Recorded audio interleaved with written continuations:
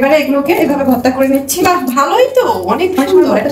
হাত জ্বালা পোড়া করে এটা দিয়ে করলে বেশ এরকম আঠা আঠা আলু ভর্তা কিন্তু খুবই মজা লাগে।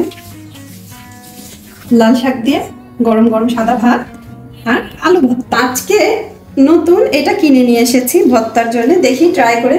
প্রথমে দিয়ে দিচ্ছি শুকনো মরিচ এবং পেঁয়াজ কুচি। ঘুটনি থাকে কিন্তু নেইনি, এটা আছে, এটা দিয়ে করব। মরিচটা আগে ভেজে রেখেছিলাম, লবণ দিয়ে দিই, এখানটা তুলে নেব। আলু ছোট ছোট দেশি আলু, এবারে এগুলোকে এভাবে ভর্তা করে নিচ্ছি। বাহ, ভালোই তো, অনেক সুন্দর একটা জিনিস। হাত দিয়ে অনেক সময় ভর্তা করলে হাত জ্বালা পোড়া করে, এটা দিয়ে করলে বেশ ভালোই হয়।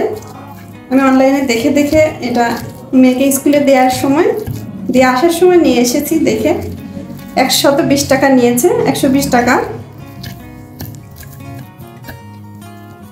সুন্দর দ্রুত হয়ে গেল, হাত দিয়ে টিপাটিপি করার ঝামেলা নাই, বেশ ভালো হয়েছে। আমি কিন্তু এই আলু ভর্তা করি না, বেশিরভাগ আমার হাজবেন্ড করে দেয়, তো আজকে এটা দিয়ে করলাম, ভালো লাগলো। এবারে দিয়ে দিচ্ছি সামান্য সরিষার তেল।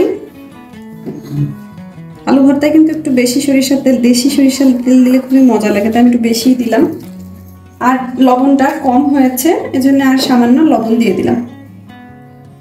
কিছু সুন্দরভাবে মিক্স করে নেব, তাহলে রেডি হয়ে যাবে আমার ভর্তাটা।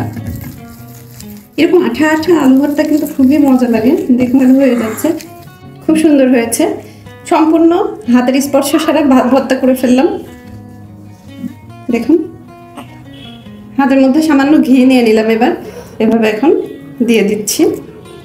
আলু ভর্তা খুব টেস্টি। এখন এবার দিয়ে দিচ্ছি ঘি। ঘি দিয়ে আলু ভর্তার গরম গরম ভাত সেই টেস্টি। এবার ঘিটা দিয়ে একটু মিশিয়ে নিচ্ছি। আমার আলু ভর্তা একটু ডেকোরেশন করে দিই, ধনেপাতা এন্ড একটা মরিচ। দেখুন কত সুন্দর।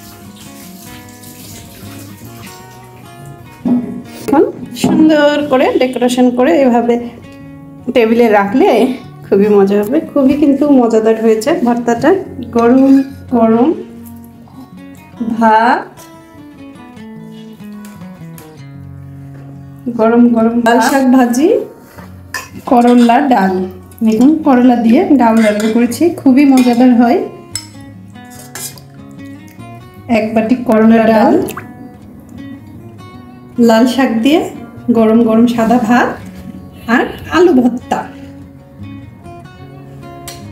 দারুণ হবে, জমে যাবে একেবারে। দেখুন কত মজাদার একটা খাবার। করলা দিয়ে এক বাটি ডাল, লাল শাক দিয়ে গরম গরম সাদা ভাত আর আলু ভর্তা। এরকম ডিনার সেই মজা।